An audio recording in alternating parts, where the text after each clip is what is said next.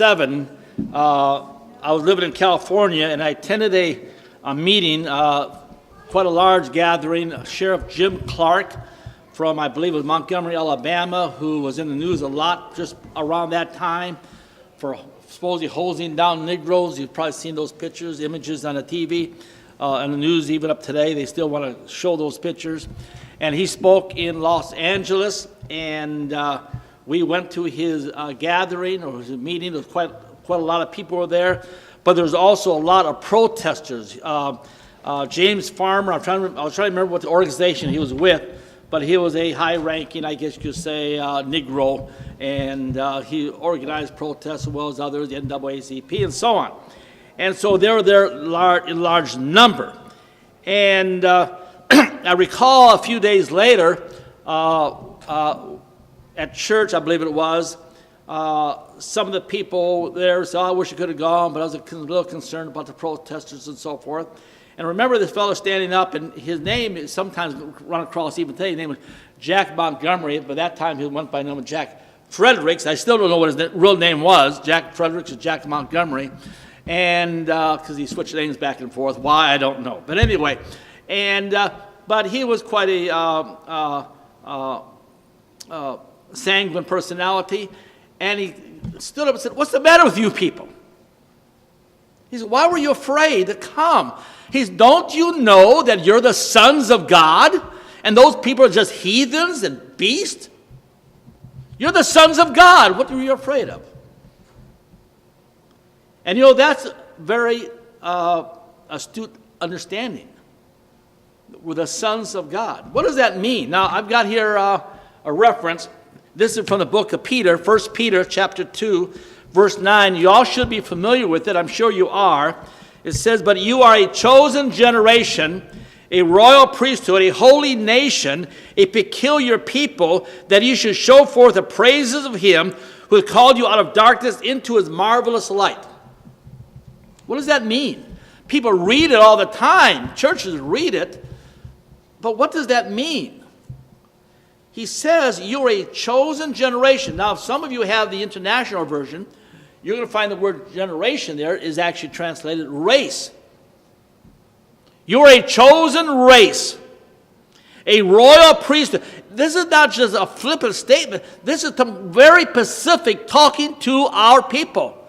Don't you know who you are? Peter is saying. And as many have said throughout the years, as well as this fella back in 1967 I referred to just a moment ago. Don't you know who you are? You're a chosen generation, a chosen race, a royal priesthood, a holy nation, and a peculiar people. Now, there's a song written 1,500 years ago. Some of you most of you are probably quite familiar with it. This song was written 1,500 years ago by a fellow by the name of Dalen Forgall from Ireland. And the song is Be Thou My Vision. I was going to play it, but I didn't get a time to upload it. But you're all familiar with it. Be Thou My Vision. And in the third verse, I believe maybe it's the second verse, this is what it says. Be thou my vision, and thou my true word. I ever with thee, and thou with me, Lord. Thou my great Father, I thy true Son, thou in me dwelling, and I with thee one. Now, scripturally, when it uses the word son, it's referring to, or man, referring to like mankind. It's not necessarily always referring to males. It's referring to mankind. And we hear in this song, thou art a great Father, and I thy true Son. There's some meaning there. It means something. Especially in this time when we're facing this great controversy, this great contest of racial survival. They face and they attempt to bring genocide upon our people. It means something to understand what we really are. Now, I know that there are those who teach that we are nothing more than something that crawled out of a slimy pond. And we just kind of developed over the years. And even some people within the white nationalist movement say, evoke this theory of evolution, that we just kind of evolved from some slimy sea creature. And of course, we don't see it that way. And then there are people who there are Christians who reject the so-called, they say they reject, the teachings of evolution, but they still kind of make a little niche for it. Because they say God created all mankind. He just created all these mankind, all these different races, and all the people groups. They all had their origin in Adam. They all came from Adam. And this is the teaching of the vast majority of churches in America today. To a point, you can say almost every church. We all just came from Adam.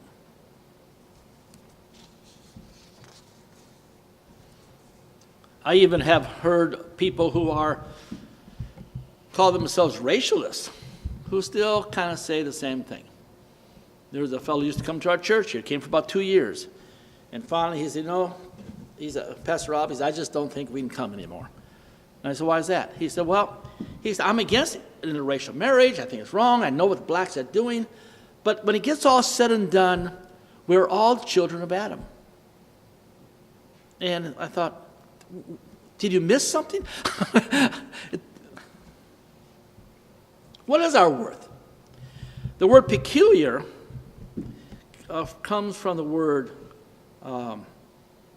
sekulo. He said, you're a peculiar people. And it means something of value, a protected treasure. He told your ancestors when you came out of Egypt, when Moses came and directed our ancestors, they led them out of Egypt, and he gave them this promise. He said, you're a peculiar people. He said in Deuteronomy 14:2, for thou art a holy people. Does that mean something? We read it, churches read it, but does it mean something to us? You are a holy people. We need to let that sink in. I didn't say you're a righteous people. Bear in mind, I didn't say you're a righteous people. You're a holy people. A holy people unto the Lord. The Lord hath chosen thee to be a peculiar people unto himself, above all nations upon the earth. And then, of course, there in Psalms, for the Lord had chosen Jacob unto himself, and Israel for his peculiar treasure. Well, the word peculiar, like I said, means something of value. God is looking down upon our people, our heritage, who we are, and saying, you are something of value. You're not just something that's climbed and crawled out of the ocean. If that's all we are, then what is the purpose of the whole struggle for anyway? You're something of value. So when we read that verse, but ye are a chosen generation, a royal priesthood, a holy nation, a peculiar people, what does that mean to us? Does it really sink in? Just like that guy said when he told those people, why were you afraid? Don't you know who you are? You're the sons and daughters of God. If that shouldn't give you some type of arrogance, I don't know what should. A chosen generation. Like I said, New International Version translate that as race. The word generation in the Greek means a kindred or offspring, a family, a tribe, nationality, or descent from a particular people. It means it's a racial deal. Now, Psalm 8, verse 3 through 9. King David talking. When I consider your heavens, the work of your fingers, the moon and the stars, which you have set in place, what is mankind? What are we? When I look at the vast, and sometimes people stand outside and look at the universe and say, wow, I feel so tiny. But sometimes I look at the universe and say, wow, I feel so big. The universe is vast, but can you imagine? God has put importance in you. Put value in you. Don't think of yourself and say, oh, I'm just a tiny person in the universe. You're something big and enormous and of value. What is mankind that you are mindful of them? Human beings or mankind that you care for them. You have made them a little lower than the angels and crowned them, who? The sons of Adam, with glory and honor. Now here's the verse I want you to pay attention to. Referring to the sons of Adam. You made them rulers over the works of your hands. You put everything under their feet. He's talking to our people, our ancestors, the sons and daughters of Adam. And he said, listen, people, God put his whole works, the works of the universe, into your hands. And he put it under your feet. He says, verse 7, all flocks and herds and the animals in the wild and the birds in the sky and the fish in the sea and all that swim the paths of the sea. Verse 9 says, how majestic is your name in all of the earth. He said, God, he's talking to man, he's talking to our people, to sons of Adam. He said, you made them rulers over the works of your hands. You put everything under their feet. In another translation, it says this, Lord, when I look at the heavens and see all the wonderful things you made, I'm reminded that you made the sons of Adam to have dominion, to be rulers over all your creation. Do we wake up in the morning and understand this? We facing this controversy, this attempt to genocide. Do we understand that we have dominion? We're supposed to claim dominion?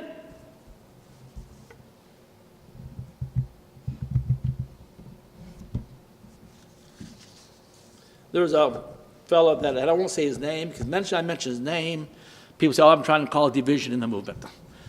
So I won't mention his name. But I had quite a lengthy discussion with him a few years ago. And he's supposed to be a racialist, white power, all this sort of stuff. But he gets right down to the nitty gritty. I asked him specifically, do you feel there's a moral, that race mixing is a moral sin? He said, no. I thought, what? You're supposed to be an advocate for our cause? And you're telling me now that through the teaching of your church, you don't believe race mixing is a moral sin? He said, well, it's bad on kids, which is a lie. It's not bad on the kids. It's bad on the kids, and it hurts our culture and all this sort of stuff. But as far as a moral sin in the eyes of God, no. Now, this guy is fairly well known in the movement today. And like I said, I'd like to say his name, but if I do, then immediately I'm accused of causing division and causing rift and so on. So I just have to decline. Why are you a white person? Was this a dumb luck? I mean, it's just, here's a black man, here's a white man, there's a Chinaman. Why are you white? Is it just plain dumb luck that you just have been born white? I mean, could you have been born in Negro? I presented this question to you in the past. Could you have been born an Asian? Could you have been just easily born in a remote African village digging grubs out of the earth? Could that have happened to you?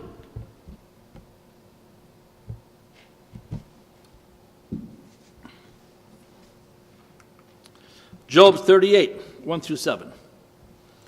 Then the Lord answered Job out of the whirlwind, or some translations say out of the storm, and said, who is that darkeneth counsel, or it means confuses the issue, other translations would suggest. Who is it that darkeneth counsel by words without knowledge? Gird up now thy loins, or make thyself strong, other translations say, make thyself strong like a man, for I will demand of you, and answer thou me. Where were you when I laid the foundations of the earth? Declare it if you have understanding. Who hath laid the measure thereof, if thou knowest? Or who hath stretched the line upon it? Whereupon are the foundation thereof fastened? Or who laid the cornerstone thereof? When the morning stars sang together, and all the sons of God shouted for joy. Now we have a reference here. It says, when the morning stars sang together, and all the sons of God shouted for joy, with at the foundation of the earth, when God created the earth, the morning stars sang together, and the sons of God shouted for joy. Who are these people? Who are these people that we call here, or read here about the morning stars? Who are the morning stars? Who are these sons of God that shouted for joy of the creation of the universe?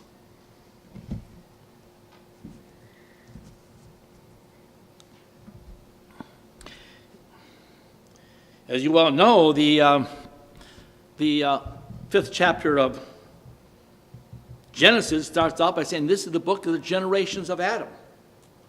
And that this is what this book is about. The generations of Adam. The word generation from the Hebrew todah, and it means family or descent. The family of Adam. Now we all know Adam means to be ruddy complected or show blood in the face. But he says the sons of Adam, what? What did we read here? The sons of Adam are going to what? Have dominion. He made them a little lower than the angels. They have dominion over all his creation, all his works, all the things under his hand. He gave that dominion and that power to who? The sons of Adam, to our people. You made them rulers over the works of your hands. You put everything under their feet, it says. What does that mean? Is that why we're a race of conquerors? Is that why? Wherever we place our feet, we conquered. He said he could put everything under your feet, that you're going to have dominion. All that belongs to who? A peculiar people, a special people, a people that have value.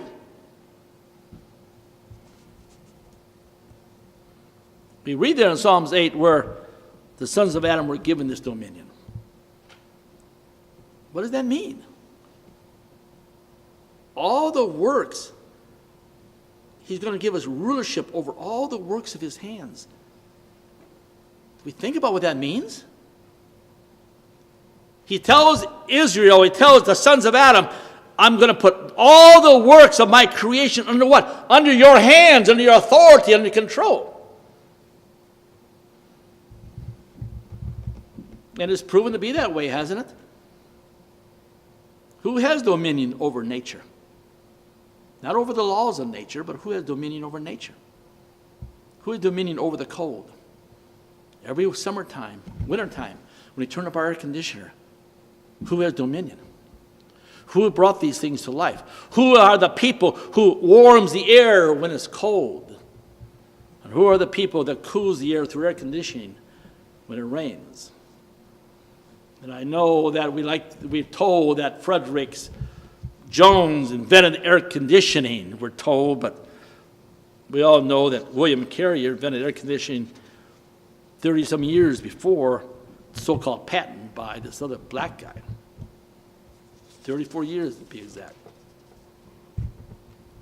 Now we know the laws of nature will always be our master. But we can control nature, don't we? Don't we control nature? We have dominion over the heat in the summertime and over the cold temperatures of the winter. Our people have claimed dominion over ignorance and over disease, dominion over the oceans and dominion over the skies. Our people claim dominion over the barren wastelands of our western states. And every day we bring forth millions of gallons of water and water the desert floor. It's all part of the covenant to the sons of God. Our people brought forth electricity. We didn't invent electricity. Long before we knew about electricity, long before 1,000 years ago, Abraham did not know that if you crossed a white negative wire and a black positive wire, you're going to make a short. He didn't know that, but that law was still there, wasn't it? All the laws of electricity that we now understand and harness were always there. But what happened? Somewhere along the line, God gave us the dominion to master that.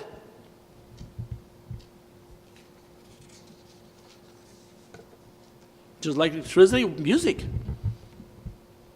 All the notes, all the scales, the sharps, the flats, and the A's, the B's, all that sort of stuff that we hear on the piano or guitar. Those are notes. We didn't create those things.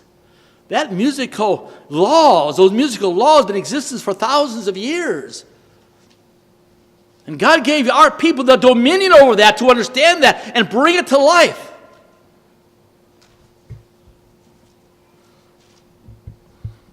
The laws that govern the transmission of television signals through the air, we didn't invent those things. Those laws were always there. But God gave us dominion, and we brought it forth. So we use electricity to clean our home, to cook our meals, to heat our houses. The radio captures our voice. Who would have thought 200 years ago, if you had told somebody, yeah, I can do this and this, and they're going to be able to hear me, like in Europe, they'll say, hey, you're nuts. The law was there. We didn't understand it, but God gave our people what? Dominion over all the creations of his, makings of his hands. So we see the images on TV. Through science, our race creates darkness, whereas light. And create light, whereas darkness. From the ocean, from the floor of the ocean to the stairways of heaven, our people have claimed dominion. It's what is called our dominion mandate. Why? It's just because you happen to be born a white person? No. It's because you are the sons and daughters of God. You're his offspring, if I might say, in the earth. You're not just something that God said, poof, okay, I'm going to make a white man, poof, I'm going to make a black man. You are his issue. You're his offspring. He brought forth of himself and create in the creation of Adam, of his own spirit. That's why King David could say, now maketh him to have dominion over the works of his hands and put all things under his feet.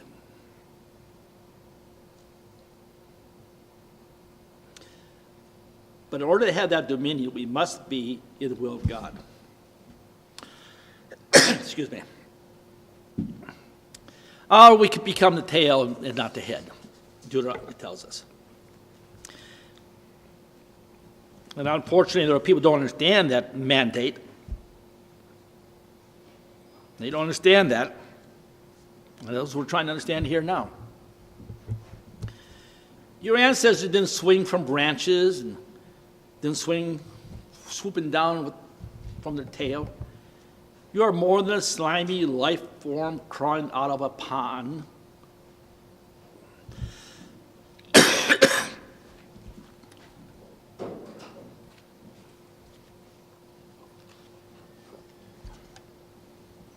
You're more than a slimy life form crawling out of a pond. You're the sons and daughters of God. You're given power, divine right to rule, the power and the right to have dominion. Every day I turn on television set and see preachers telling us how we can become a part of the family of God. You've seen that.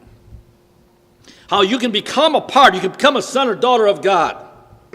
Now there's three positions usually, I guess, I can only think of three, on this concept of being a son or daughter of God.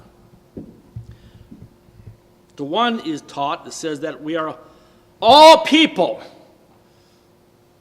using that in the big tent theory, all people are the sons and children of God, sons and daughters of God. All people, everybody, white, red, white, yellow, black and white, they're all precious in his sight. You know, all that whole stuff. And that's what so many teach.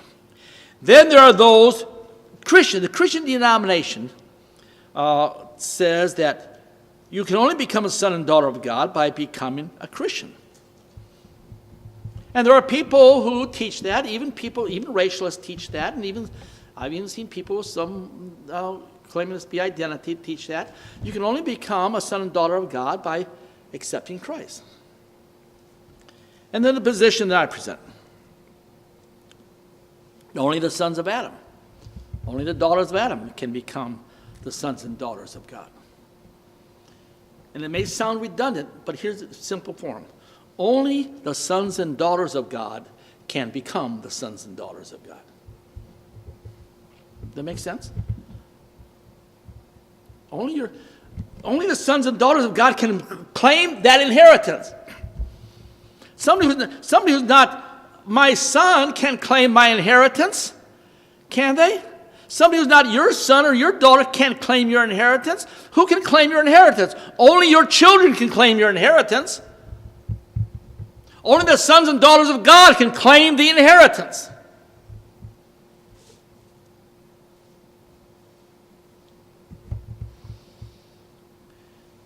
The idea that every living two-legged person is one of God's children just isn't biblically possible. The way I see it. You may see it differently, and that's okay. I'm just telling you the way I see it. I don't know of any scripture that will support the idea of the universal brotherhood of man. There is none. Yet it's widely promoted by pagan religions, and even though most Christian church would not imply that, they still say that all mankind are the sons and daughters of God, in that they have that capacity. They buy into humanist philosophy. The idea of brotherhood of man and the fatherhood of God was the theme of popular television show, Touched by an Angel. Remember that? And the angel, somebody get in trouble or whatever. It's got to be whatever, loser, or maybe not a loser, had a hard time, whatever the case may be. The scenario will always be different. And then at the end of the show, Roma Downey, or whatever her name was, something like that.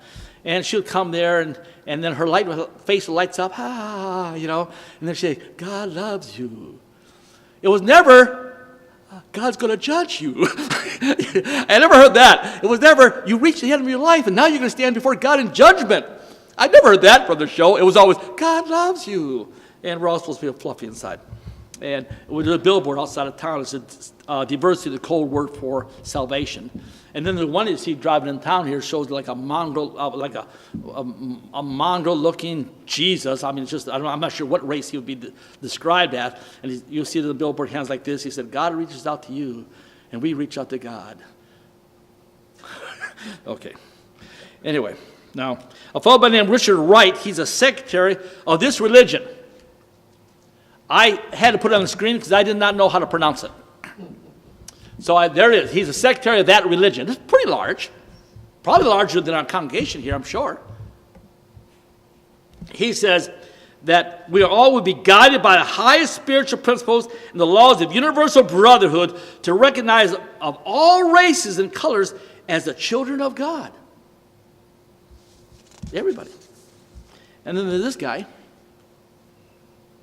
Oh, that's what I just read. This guy. Now, don't laugh. You better not laugh. This guy, what it is, he is the incarnation of God on the earth. Better not laugh.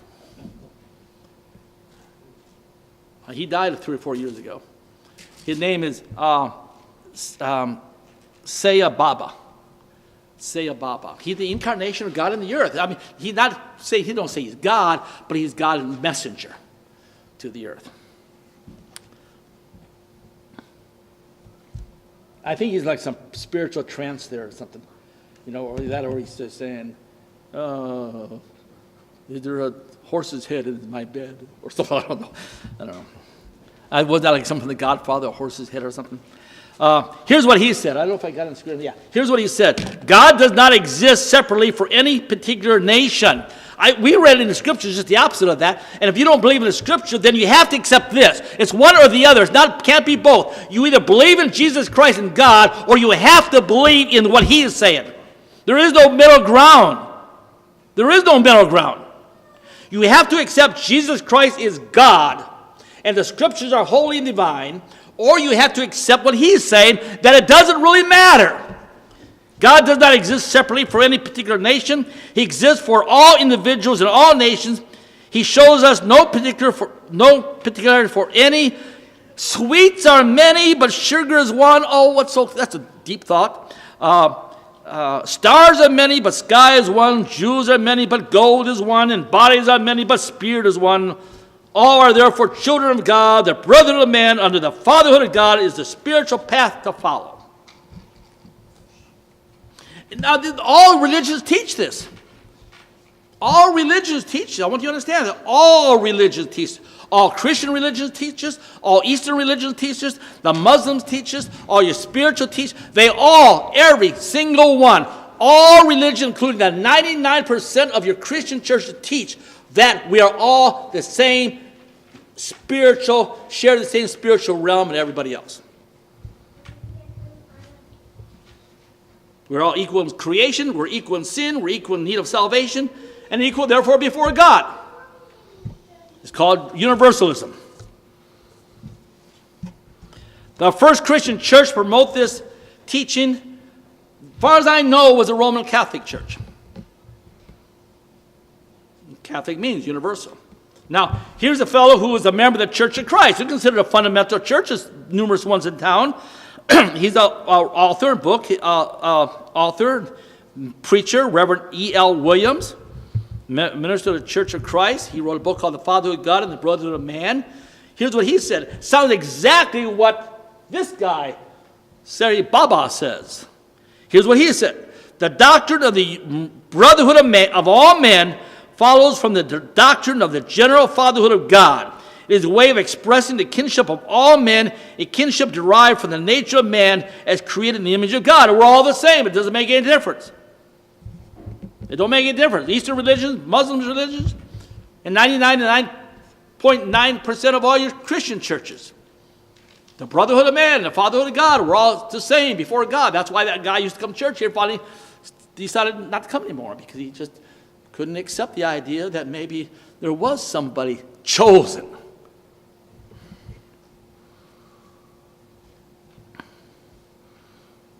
Only the children of God can become the children of God. A few years ago, I've had people ask me, I've mentioned this before, but I'll go over it again. Tom, you could have been born Negro. Some of you probably have had the same thing. You could have been born Negro. What do you think? Really? Jason, could you have been born Negro? Could you have been born Negro? Or Asian? Is it possible? If the idea that we're just kind of, the white people are kind of pop, pop, pop, pop, I mean, white people, pop, pop, pop, black people, maybe pop, pop, yellow people. If we were just a pop, pop, pop that God did, then maybe that'll be the case. But we're more than a pop, pop, pop. We're the offspring of God.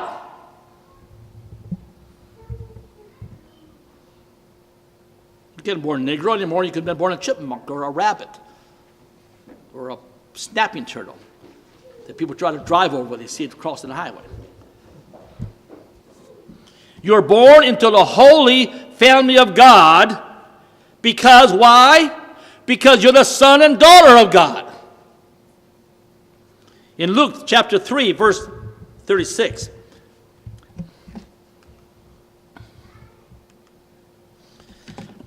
Shem, which was the son of Noah, which was the son of Lamech, which was the son of Methuselah, which was the son of Enoch, which was the son of Jared, which was the son of Machaliah, which was the son of Canaan, which was the son of Enos, which was the son of Seth, which was the son of Adam, which was the son of God.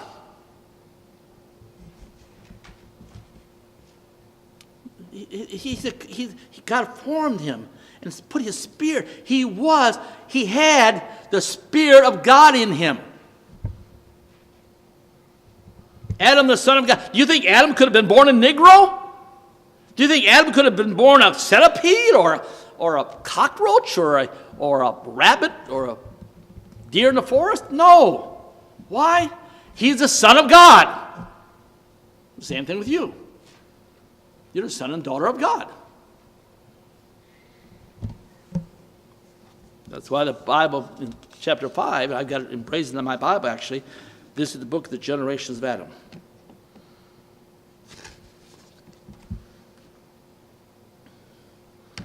Ye are the children of the Lord your God. Not just some tissue that God put together and put white skin on. God imparted his own spirit into you at your birth.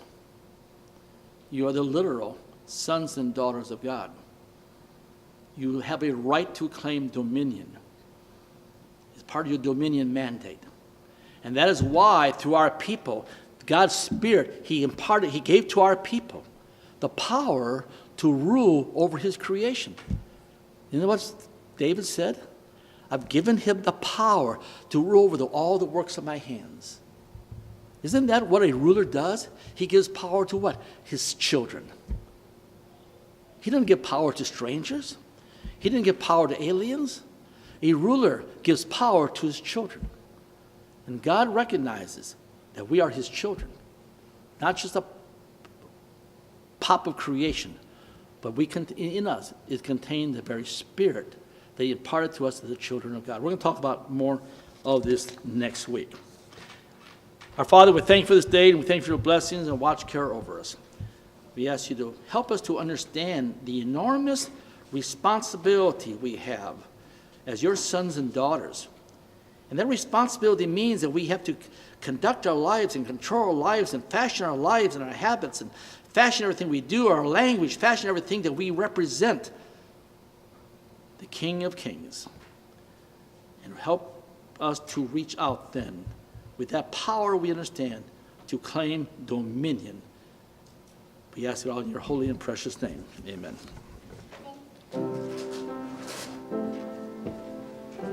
After this last song, everyone can